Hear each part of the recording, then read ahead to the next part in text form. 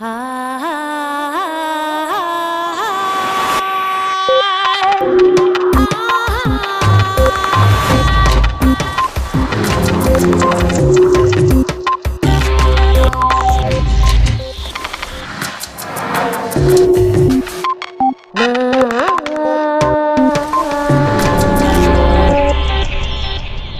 eres humano, no puedes obviar el bienestar animal. Marian Stam Dawkins. El bienestar animal está en boca de todos, y en un país como el nuestro forma parte incluso del debate de la esfera política. Pero, ¿sabemos si las demás especies animales gozan verdaderamente de bienestar? La experta en comportamiento animal Marian Stam Dawkins afirma que tendemos a creer que lo que es bueno para nosotros también lo es para los otros animales. Y advierte de que esto no es necesariamente así. En este capítulo de Redes, Stam Dawkins charla con Punset sobre la necesidad de contrastar científicamente lo que sabemos acerca de la calidad de vida de los animales. Y en su sección, Elsa Punset nos enseña cómo, en nuestra evolución, los humanos estamos ampliando nuestra capacidad de empatía, incluso hacia otras especies.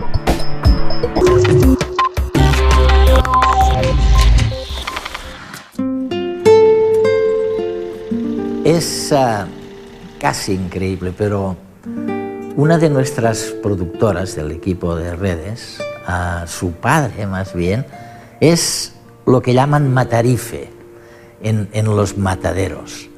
Y a este matarife, a quien yo conozco, es de sobras famoso porque supo castigar un día a un operario que le dio por dar una patada a una oveja antes de que la sacrificaran, ¿no?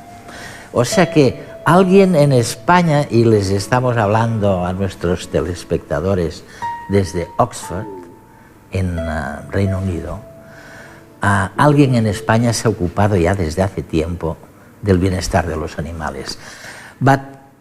Pero en España no tenemos en absoluto fama de ser un pueblo preocupado por el bienestar animal. Hoy tenemos la oportunidad y la suerte de contar contigo como primera invitada, Marian Stam Dawkins. ¿Qué errores cometemos al plantearnos el bienestar de los animales? Creo que una de las dificultades radica en definir a qué nos referimos. ¿Qué queremos decir con bienestar animal? Suena muy vago y me parece realmente importante encontrar una buena definición con la que todos estemos de acuerdo. En mi opinión, una manera de definirlo es decir que el bienestar animal consiste en que los animales estén sanos y tengan lo que quieran. Si se cumplen ambas cosas en el cuidado de los animales, por lo general, tendrán un bienestar adecuado. Cuando hablamos del bienestar de los animales, hay algo que no podemos olvidar, porque es terrible. El 75%, tengo entendido, de las enfermedades humanas procede de los animales. Imagino que uno de los intereses que tenemos en el bienestar de los animales es evitar este tipo de enfermedades. ¿No es cierto? Exacto, creo que es un argumento muy contundente incluso para los que no creen que el bienestar animal sea demasiado importante, porque como dices, gran parte de las enfermedades humanas proceden de los animales. No hay más que pensar en la gripe aviar o porcina y ya está todo dicho. Así que, si le damos valor a la salud humana, la salud animal es muy importante, tanto en lo que concierne a los animales que nos rodean como a los animales que comemos. Nadie quiere dar a sus hijos comida en mal estado. Tener alimentos sanos y animales sanos nos beneficia también a nosotros. Creo que es un argumento importante que se puede esgrimir en pro del bienestar animal, pues lo respalda incluso ante quienes no creen que los animales sean tan importantes como las personas. Debemos tener en cuenta de algún modo no solo lo que hace que estén sanos, sino lo que quieren. ¿Quieren tener más espacio? ¿Quieren estar juntos? ¿Quieren estar separados? ¿Qué tipo de alimento prefieren? También debemos entender este tipo de cosas.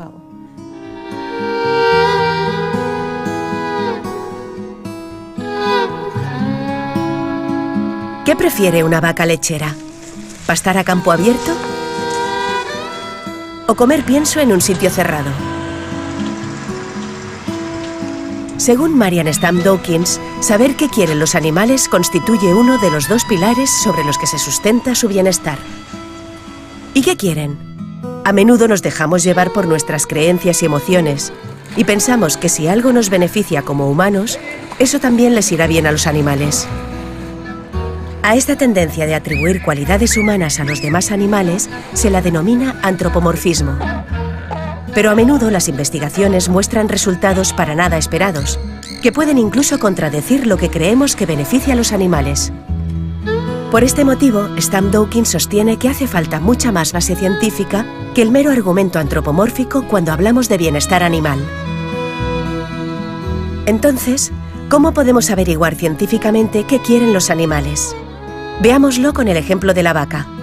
Parecería lógico pensar que, de poder elegir, la vaca optaría por salir al aire libre, puesto que esa es la alternativa más natural. Para averiguarlo, en un experimento, se dio a las vacas de una granja a escoger entre salir al pasto o comer pienso en un cobertizo. Se hizo durante unos días tras ser ordeñadas. Los resultados mostraron que las vacas eligieron el cobertizo casi el doble de veces que el pasto, incluso pudiendo cambiar de un sitio al otro libremente. De manera parecida, podemos estimar qué quieren los animales ofreciéndoles opciones a elegir. También se pueden exponer a algún alimento u objeto desconocidos o cambiarlos de entorno. Se puede hacer repetidas veces y observar cómo reaccionan y si muestran signos de adaptación. Otro método consiste en observar y monitorizar su actividad.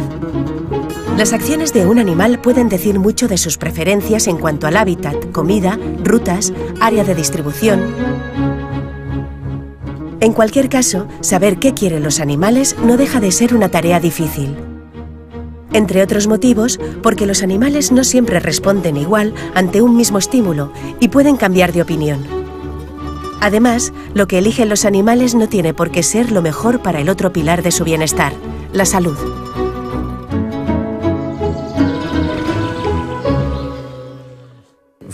Bueno, en tus escritos he leído que, por ejemplo, cuando una gallina incuba huevos, pasa hambre. Puede pasarse sin comer una semana entera.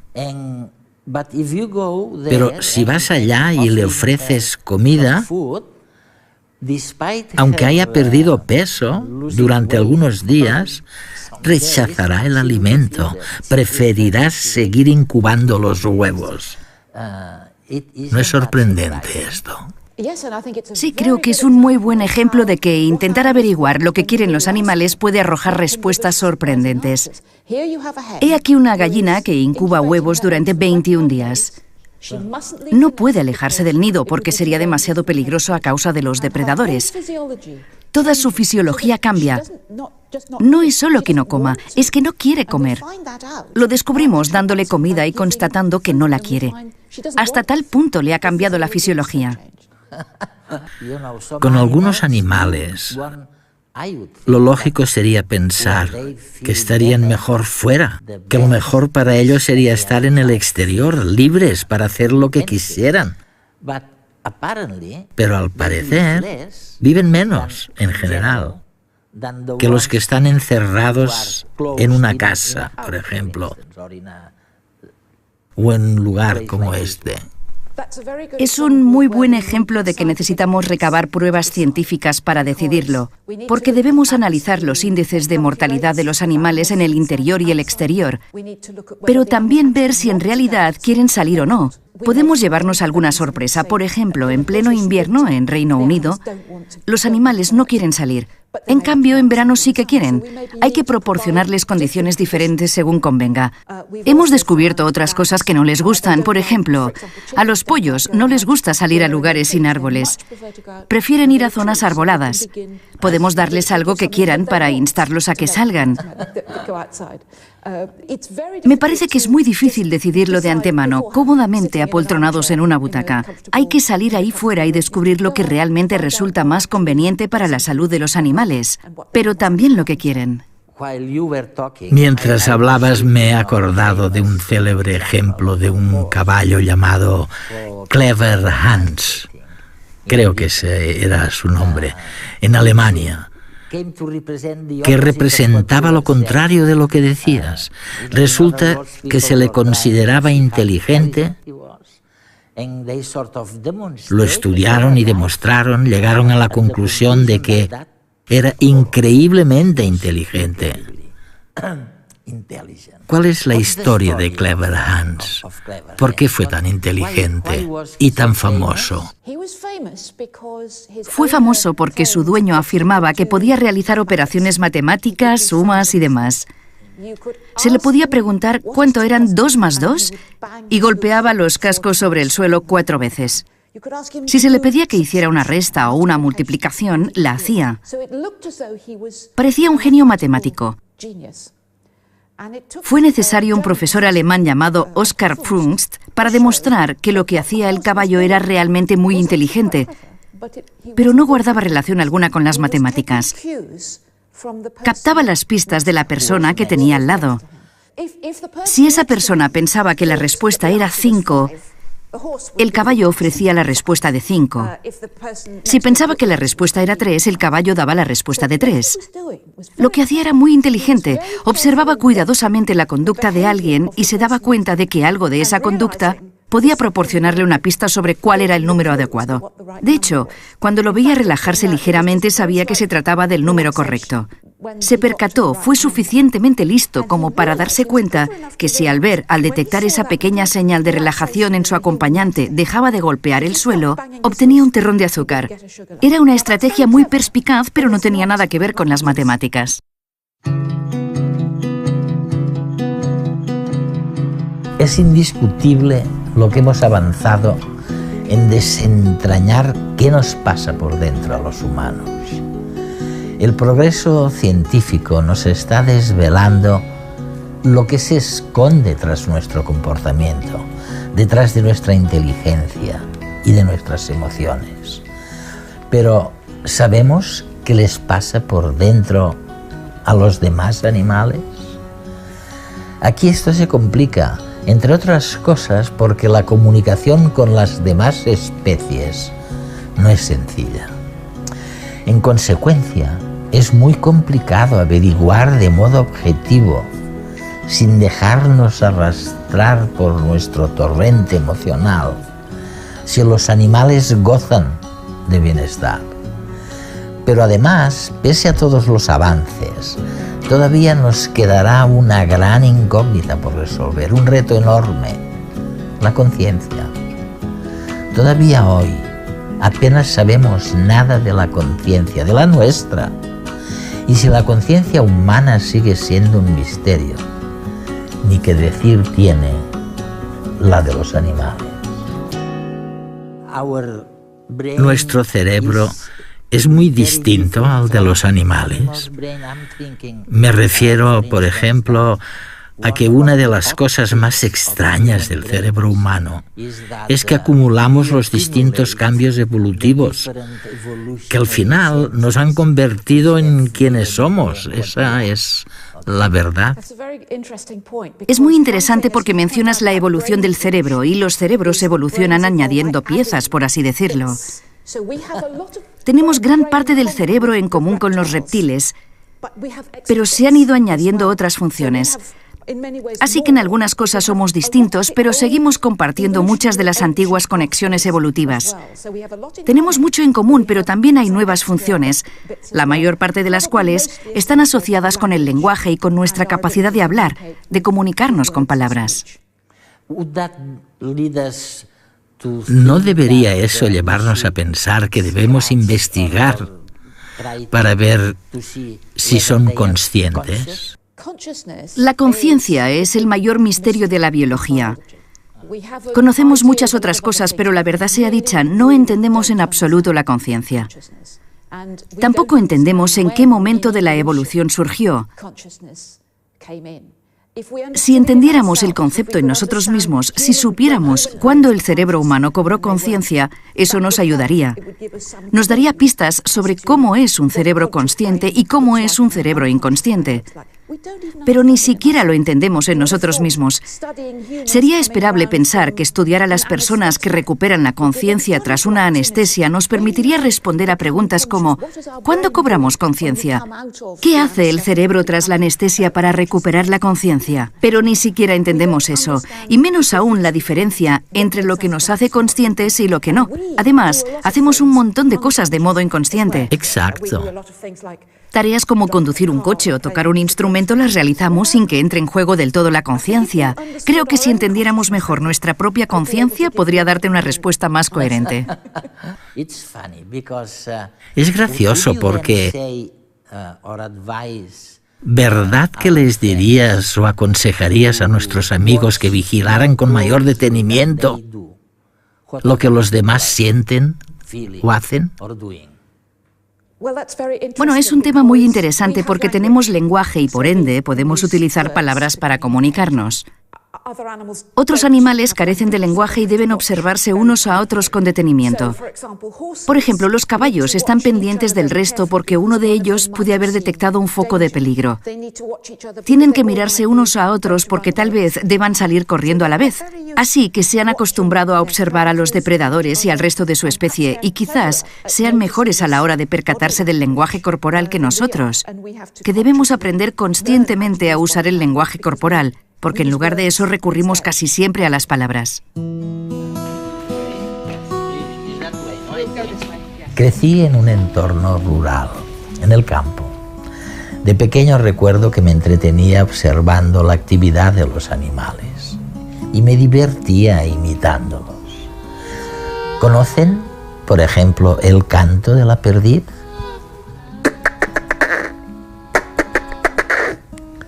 Los humanos venimos aprendiendo de los animales desde hace miles de años. Es más, no solo hemos aprendido, hemos evolucionado también gracias a nuestra relación con ellos. Pero tampoco hay que perder de vista el hecho de que esta relación ha sido totalmente interesada por nuestra parte. Sacamos partido de los animales no humanos y ¿qué les ofrecemos a cambio? Garantizar su bienestar debería ser lo mínimo, pero aún hoy, tras milenios de convivencia, tenemos muchas incógnitas acerca de este aspecto.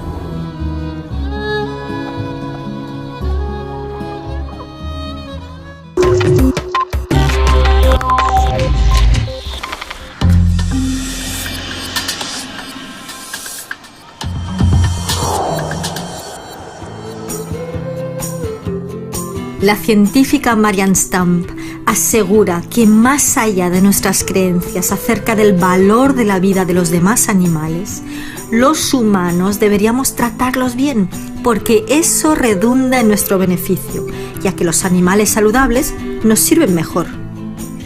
¿Tú qué crees? ¿Crees que el único valor de los animales es su utilidad? Esta visión utilitaria del bienestar animal preocupa a muchas personas. Hoy vamos a ver algunas razones poderosas de por qué el bienestar de todos los seres vivos, y no solo el de los humanos, es fundamental. La primera razón, todos los seres vivos estamos conectados, sin remedio. Vamos a verlo. Cada día se consolida la evidencia de que hay una relación entre el maltrato animal y el maltrato a las personas. Según numerosos estudios, quienes cometen violencia animal tienen 5 veces más probabilidades de cometer violencia también contra los seres humanos.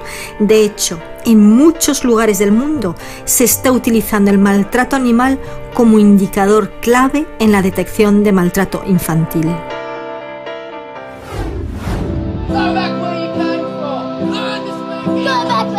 Además, sabemos que los niños que han sido testigos o víctimas de abusos tienen muchas más probabilidades de imitar esas conductas con hermanos pequeños o con mascotas.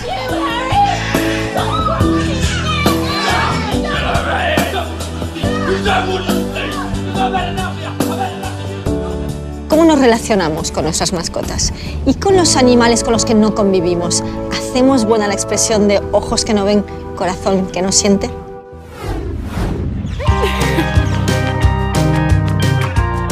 Que te despiertan por la mañana súper contentos, como si fuera una fiesta, tu cumpleaños o algo. Que entonces te pone aquella cara de lo siento, entonces te siente mal, pero como los niños, igual. No sé, igual me lo invento, pero yo tengo la sensación de que en todo momento sé cómo está. En los ojos se ve todo. Transmiten su energía, igual que captan la tuya. Muerde el pantalón, se acerca a mí, su manera de llamarme la atención.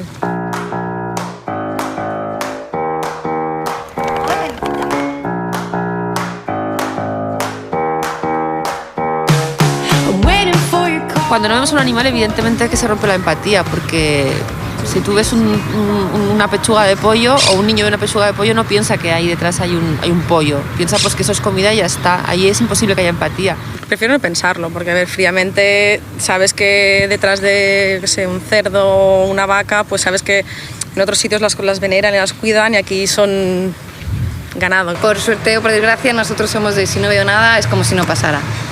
Yo, si un animal ha estado teniendo una vida que yo considero que ha sido de sufrimiento para que esté en mi mesa, no me parece bien. Creo que se debería evitar y espero que en el futuro eso no ocurra. El filósofo Peter Singer y el psicólogo Steven Pinker, entre muchos otros, defienden que a medida que nuestras sociedades progresan, se amplían nuestros círculos de empatía, es decir, nuestra capacidad para ponernos en la piel de los demás y sentir compasión por ellos. En las próximas décadas lograremos sin duda seguir extendiendo nuestra capacidad de tratar bien incluso a otras especies. Por eso, cómo las tratamos hoy en día dice mucho acerca de nuestro grado de desarrollo moral y psicológico. No es como es uno más de la familia, es mi familia entera. Tienes que educarlo, le tienes que premiar, te hace compañía, le haces compañía, tiene buenos días, tiene malos días. Yo he tenido un perro morir de una enfermedad y es que yo lo he vivido como si cuidara a un familiar. Cómo nos relacionamos con todos los seres vivos no solo revela nuestro grado de sofisticación moral, también hemos comprobado que las relaciones con otras especies también pueden resultar terapéuticas para los humanos. Potenciar la relación entre nosotros tiene efectos emocionales y físicos, especialmente en enfermedades crónicas para aliviar el estrés, la ansiedad, los problemas de adaptación o la soledad en niños y personas mayores. Los niños que conviven con mascotas suelen desarrollar menos reacciones alérgicas y estudios diversos muestran cómo acariciar un animal puede tener un efecto beneficioso sobre los procesos inflamatorios o una tensión arterial elevada. Por ello, los animales participan en muchas terapias con humanos. Por ejemplo, ¿habéis oído hablar de la equinoterapia?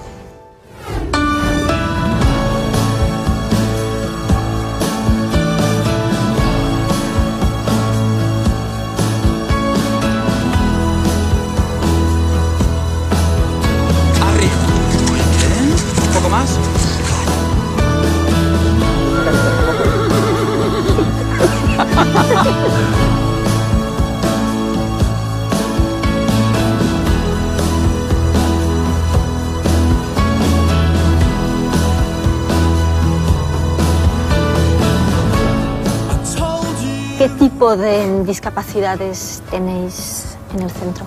Principalmente los que vienen aquí a equinoterapia son niños con trastorno del comportamiento, espectro autista y de este tipo, y plurideficientes. Estamos hablando de unos niños que reciben ayuda de muchos sitios distintos y los caballos son uno más, ¿no? Una más de los apoyos. La equinoterapia es una actividad terapéutica complementaria. En ningún momento podemos pretender que supla nada de lo que está haciendo. La ventaja de la equinoterapia es que nos permite abordar diferentes áreas en un mismo espacio. En un entorno natural, con una percepción del entorno, con la percepción del movimiento que nos da el caballo. El calor. El calor, que el caballo es un animal que está por encima de nuestra temperatura, con lo cual hay una transmisión de calor a nivel físico que siempre es agradable. Muy bien. Muy bien. Fantástico. ¿Más ponis que caballos por alguna razón? Sí, por el carácter, el temperamento. el instinto muy profundo que tiene el pony, el instinto de amistad, el instinto de peluche. La ventaja del pony en este caso es que nos permite trabajar en diferentes áreas a la vez. Nos permite trabajar en el área emocional, como muy bien has dicho, en el área física, sensorial, porque tú subes encima del animal y esto te da una percepción del entorno totalmente diferente que desde el suelo. Sí.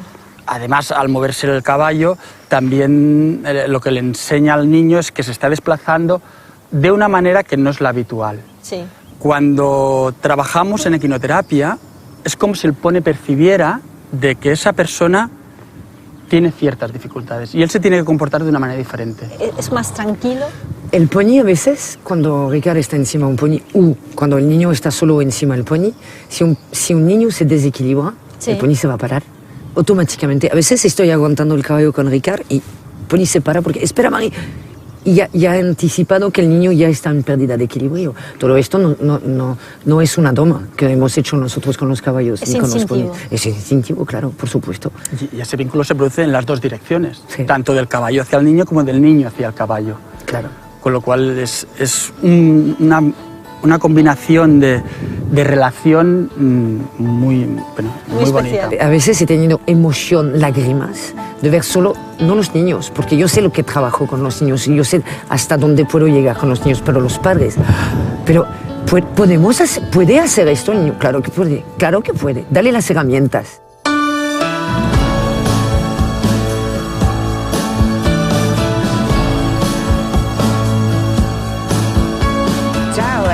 Adiós. Estamos profundamente conectados. Nos imitamos, nos miramos, nos envidiamos y nos amamos sin remedio. Tenemos enorme importancia, a veces a pesar nuestro, los unos para los otros. Y cada ser que pierde o debilita su alegría, su capacidad para la empatía y la compasión, contagia a muchos otros. Y es que vivimos no solo por nosotros mismos, sino también por los demás en el sentido más amplio. Decía el cosmólogo Carl Sagan, ese punto pálido y azul en el espacio es nuestra casa, somos nosotros. Encierra todo lo que quieres, todo lo que sabes y nos recuerda la responsabilidad que tenemos, por encima de todo, de tratarnos mejor y de preservar y amar la tierra, el único hogar que hemos tenido jamás. No es magia, es inteligencia emocional.